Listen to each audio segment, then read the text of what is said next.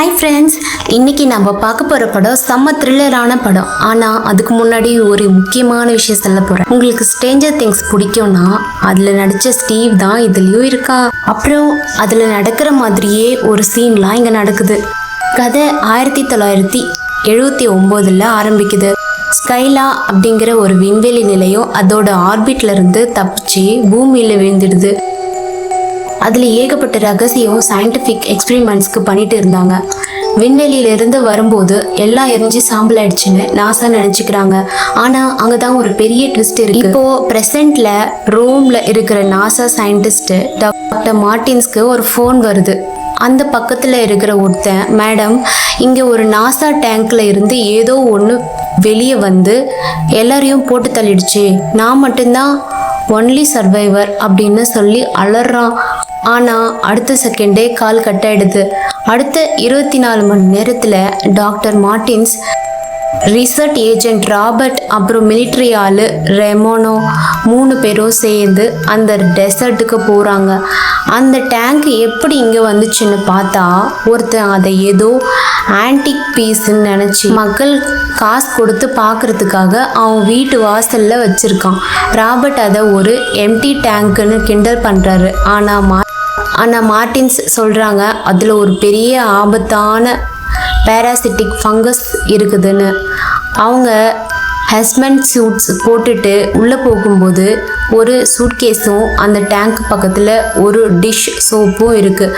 அப்படின்னா அந்த லூசு பையன் அதை சோப்பு போட்டு கழுவ ட்ரை பண்ணியிருக்கான் போல இருக்குது. மார்டின்ஸ் மைக்ரோஸ்கோப்பில் செக் பண்ணும்போது அதில் ஒரு பச்சை கலர் பிசின் இருக்குது. இது மற்ற உயிரினங்களை சாப்பிட்டு தான் வளரும்னு அவங்க கண்டுபிடிச்சிருக்காங்க. அப்போது இந்த டேங்கில் இருக்கிற ஒரு கேஸ் ரிலீஸ் ஆகி மார்டின்ஸோட பூட்ஸ் வழியாக உள்ளே புகுந்து அவங்க பாதத்தை குடைய ஆரம்பிக்குது. அங்கே இருக்கிற எல்லா பாடியும் குடல் கிழிஞ்சு போய் கிடக்கு. இந்த ஃபங்கஸ் மனுஷங்களோட பிரெயின் ஃபங்க்ஷனை கண்ட்ரோல் பண்ணி அது சொல்கிறபடி அவங்கள ஆட வைக்குமா. ராபர்ட்டுக்கு இதை பார்த்தாலே வாந்தி வருது. சீக்கிரம் சாம்பிள் எடுத்துட்டு இந்த இடத்த விட்டு வெளியே போயிடணும்னு பார்க்குறான். ஆனால் அதுக்குள்ளவே மார்டின்ஸ் உடம்புக்குள்ளே அந்த பேராசைட் முழுசாக பரவிடுச்சு. வாயிலிருந்து பச்சை கலர் வாந்தி எடுக்கிறாங்க. இப்போது மார்டின்ஸ் தன்னோட கண்ட்ரோலில் இல்லை. அந்த வைரஸ் அவங்கள காரை ஓட்டிட்டு சிட்டிக்குள்ளே போக வைக்குது. ரெமோனோ அவங்கள தடுக்க ட்ரை பண்ணும்போது ஒரு பெரிய போராட்டமே நடக்குது. கடைசியில் மார்டின்ஸ் வேறு வழி இல்லாமல் தன்னைத்தானே சுட்டுட்டு இறந்துடுறாரு. மிலிட்ரி வந்து அந்த இடத்த வெடிக்க வச்சுட்டு அந்த சாம்பிளை கான்சஸ் சிட்டி அப்படின்னு இருக்கிற ஒரு ரகசிய இடத்துல வச்சு பூட்டிடுறாங்க. பல வருஷம் கழித்து அந்த இடம் கவர்மெண்ட்டால் கைவிடப்பட்டு இப்போது ஒரு ஸ்டோரேஜ் யூனிட்டாக மாற்றி வச்சுருக்காங்க. அங்கே தான் நம்ம ஹீரோ டிராவிஸ் அப்படிங்கிற டிகே வேலைக்கு வராரு. அவரோட பாஸ் ஏதோ தப்பான டீலிங்ஸ் பண்ணலாம்னு கூப்பிடுறாரு. ஆனால் நம்மால் நான் ரொம்ப நல்லவன்னு சொல்லி எஸ்கேப் ஆயிடுறாரு. அப்போது நவோமி அப்படிங்கிற ஒரு புது கொலீக் அங்கே வராங்க. அதே மாதிரி ஒரு ஓல்டு லேடியும் வராங்க. அந்த ஸ்டோரேஜ் யூனிட்டுக்குள்ளே இருந்து ஒரு பீப் சத்தம் கேட்குது. நம்ம ஸ்டீவ் மாதிரி ஆர்வ கோளாறில் நவோமியும் டிராவிஸும் சுவரை உடைச்சி உள்ளே போய் பார்க்குறாங்க. அங்கே ஒரு சீக்ரெட் லேப் இருக்குது. அதே சமயம் ராபர்ட்டுக்கும் கான்சன்ஸ் லேபு டெம்பரேச்சர் ப்ரீச் ஆகிருக்குன்னு நியூஸ் வருது. அங்கே நவோமியோட பாய் ஃப்ரெண்டு நிக் வரான். கார் ட்ரக்கில் ஒரு பூனை பாதி தின்ன நிலையில் இருக்குது. அது வெளியே வந்து ஒரு ஆண்டனாவில் மோதி அதோட குடல் வெடிச்சு சிதறுது.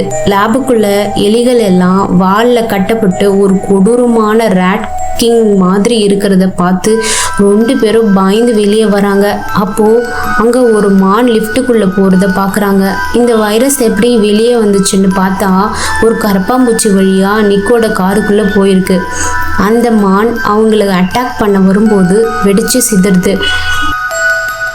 நிக் இப்போ இன்ஃபெக்ட் ஆகி ரொம்ப சிக்காக இருக்கான். அவன் நவோமியை சுட ட்ரை பண்ணும்போது அங்கே ஒரு பெரிய கலாட்டாவே நடக்குது. நம்ம டிகேவும் நவோமியும் 2 பேரும் ஒரு ஸ்டோரேஜுக்குள்ளே போய் ஒளிஞ்சுக்கிறாங்க. மீக் அவங்கள தேடி வரான். அவங்க தெரியாம ஒரு சத்தம் போடவும் அவன் அட்டாக் பண்ண வரான். கதவு மூடி அவன் விரலை உடைக்கிறாங்க. அப்போ ராபர்ட்டும் அப்புறம் ரெமோனாவும் வந்து சேர்றாங்க. ராபர்ட் அவங்க கிட்ட ஒரு நியூக்கு கொடுத்து 9 நிமிஷத்துல இதை லேப்ல வச்சுட்டு வெளியே வந்துடுன்னு சொல்றாரு. ஏன்னா அந்த வைரஸ் இப்போ தண்ணி வழியா பரவ ஆரம்பிச்சிடுச்சு. பாஸ் அங்க வந்து டிராவிஸை மிரட்டி லேபை திறக்க சொல்றான். ஆனா டிராவிஸ் லேபை லாக் பண்ணிடுறாரு. நவோமி ஒரு ஃபயர் ஹவுஸ் வச்சு அந்த பாஸையும் அவன் ஆட்களையும் விரட்டுறாங்க. பாஸ் உள்ளே போய் அந்த சேஃப் ரூமை திறக்கும்போது அவனும் இன்ஃபெக்ட் ஆயிடுறான். நவோமியும் டிராவிஸும் உள்ளே போய் அந்த நியூக்கை செட் பண்ணுறாங்க.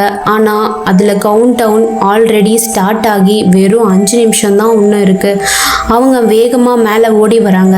அப்போ ஒரு இன்ஃபெக்ட் ஆன பர்சன் ராபர்ட்டை அட்டாக் பண்ண ரெமோனா வந்து அவனை காலி பண்ணிடுறாங்க. கடைசி 55 செகண்ட்ஸ் தான் இருக்குது. அவங்க ஒரு காரில் ஏறி 100 மீட்டர் ஏரியாவை விட்டு புயல் வேகத்தில் தப்பிக்கிறாங்க. அப்போது ஒரு பயங்கரமான நியூக் எக்ஸ்ப்ளோஷன் நடந்து அந்த இடமே ஒரு பெரிய பள்ளமாக மாறிடுது. அடுத்த நாள் நியூஸில் ராபர்ட்டை ஒரு ஹீரோவாக பாராட்டுறாங்க. நவோமி அப்புறம் டிராவிஸ் 2 பேரும் இப்போ நவோமியோட 6 வயசு குழந்தையோட ஜாலியாக விளையாடிட்டு இருக்காங்க. இதோட படம் முடியுது.